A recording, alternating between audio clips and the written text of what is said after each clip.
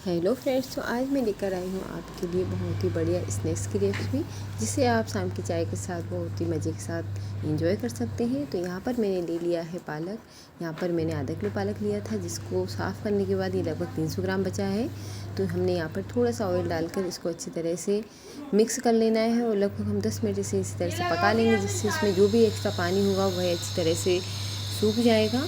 और जब हमारे पालक का पानी अच्छी तरह से सूख जाएगा तो हम गैस की फ्लेम को ऑफ़ कर देंगे और सिर्फ पालक को होने देंगे थोड़ी देर ठंडा। और जब ये अच्छी तरह से ठंडा हो जाएगा तो फिर हम इसको आगे इसकी प्रोसेस कर लेते हैं। तो अभी हमने इसको पालक को ठंडा होने के लिए रख दिया है। अब हमने यहाँ पर ले लिया है लगभग 2 कटोरी गेहूँ का आटा ले लेंगे हम। और गेहूँ के आटे के साथ ही हमने यहाँ पर ले लिया है आधी कटोरी सूजी, आधा चम्मच जीरा, आधा चम्मच अजवाइन और स्वाद अनुसार हम इसमें नमक ऐड करेंगे, थोड़ी सी हल्दी, 1/4 चम्मच के लगभग हींग और दरदरी कुटी हुई लाल मिर्च। अब हम इसमें ऐड कर देते हैं 2 चम्मच सफ़ेद वाली तिल्ली। और अब मैं इसमें ऐड कर रही हूँ 2 चम्मच घी। आप चाहें तो यहाँ पर ऑयल का इस्तेमाल भी कर सकते हैं। सरसों का तेल छोड़कर आप कोई सा भी तेल यहाँ पर इस्तेमाल कर सकते हैं। और इस सब चीज़ों को हमें आटे में अच्छी तरह से मिक्स कर लेना है। और मिक्स करने के बाद अब हम इसमें ऐड कर देते हैं पालक, जिसे हमने ठंडा होने के लिए साइड में रख दिया था। पालक को भी हमें आटे में अच्छी तरह से मिक्स कर लेना है।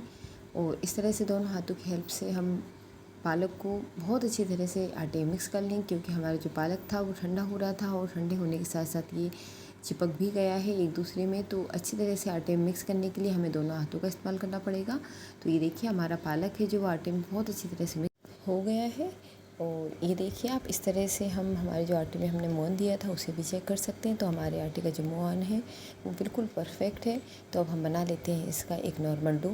यहाँ पर हमें ना ही ज़्यादा सॉफ्ट और ना ही ज़्यादा टाइट डो लगाना है। जिस तरह से हम पूड़ी का डो लगाते हैं हमें सेम वैसा ही डो लगा लेना है। तो अब मैं इसका बढ़िया सा डो बनाकर तैयार कर लेती हूँ। आप चाहें तो यहाँ पर मेथी का भी इस्तेमाल कर सकते हैं। अगर आप पालक के खस्ते ना बनाना चाहें तो प्रोसेस सेम वही रहेगी, सिर्फ आप पालक की जगह मेथी का इस्तेमाल कर लीजिएगा। और ये हमारा डो भी बनकर तैयार हो गया है। तो अब रख देते हैं हम इसे साइड में और ले लेते हैं एक कटोरी में 2 चम्मच ऑयल।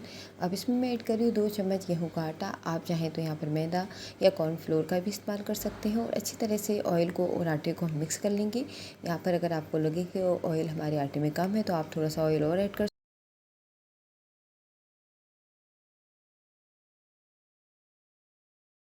अच्छी तरह से मिक्स करने के बाद अब हम इसे रख देते हैं साइड में और ले लेते हैं कढ़ाई, जिसमें डाल दिया है मैंने ऑयल। और अब हमारा जो डो हमने तैयार उसकी एक लोई बना लेते हैं और बना लेते हैं उसकी एक बड़ी सी रोटी। इस तरह से हमें बहुत बड़ी सी रोटी बेल लेनी है।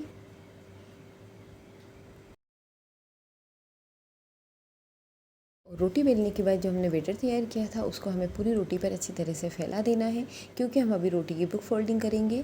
तो ये देखिए इस तरह से हम पूरी रोटी पर बैटर को फैला देते हैं और ऊपर से थोड़ी सी सूखे आटे की डस्टिंग कर देते हैं। और इस तरह से हमें दोनों तरफ से रोटी को पलट लेना है और फिर से वही प्रोसेस करेंगे। हम बैटर को फिर से इसके ऊपर लगाएंगे और थोड़ी सी डस्टिंग कर देंगे और दोनों साइड से फिर से इसको फोल्ड कर लेते हैं। फोल्ड करने के बाद हम थोड़ी सी डस्टिंग फिर से करेंगे और डस्टिंग करने के बाद हम इसको वापस से इसी शेप में बेल लेंगे, जिस शेप में हमारे जो हमने फोल्डिंग की है रोटी की। और ये देखिए हमने रोटी को उसी शेप में बेला है जिस शेप में हमने फोल्डिंग की थी। और इसकी आप मोटाई देख सकते हैं। वापस से हमने जो बैटर तैयार किया था उसको रोटी के ऊपर फैला देते हैं और फिर से हम इसके ऊपर डस्टिंग करेंगे। डस्टिंग करने के बाद हमें वापस से इसकी फोल्डिंग कर देनी है। ये देखिए आप इस तरह से हमें बार बार बैटर को लगाकर डस्टिंग करने के बाद हम इस तरह से इसको फोल्ड कर देते हैं। और फोल्ड करने के बाद हम इसे अब ऐसा ही लंबा कर बेल लेंगे। हमें इसको कोई साइज नहीं देना है, इस तरह से सिंपली लंबा सा बेल लेना है। हमारे ये खस्ते हैं बनकर बहुत जल्दी तैयार हो जाते हैं, सिर्फ हमें इधर ही थोड़ा सा टाइम लग जाता है। और खाने में ये इतने टेस्टी लगते हैं कि आप जब इनको बनाकर ट्राई करेंगे तो आप कहेंगे कि ठीक है ना, टाइम लगता है तो लगने दो, लेकिन खाने में बहुत ही ज़्यादा टेस्टी लगते हैं। आपकी फैमिली में सभी को ये बहुत ज़्यादा पसंद आएंगे, बच्चों को भी। और आप जिसको भी ये खिलाएंगे वो आपसे एक बार पूछेगा ज़रूर कि आपने ये खस्ते कैसे बनाए हैं। तो लीजिए तैयार है हमारे परतदार पालक के खस्ते एक बार ट्राई ज़रूर कीजिएगा और कर दीजिए हमारे चैनल को लाइक शेयर सब्सक्राइब और बेल आइकन को भी प्रेस कर लीजिए, जिससे आने वाली वीडियो की नोटिफिकेशन आप तक जल्द पहुँचे। मिलते हैं अगले वीडियो में, जब तक के लिए बाय बाय।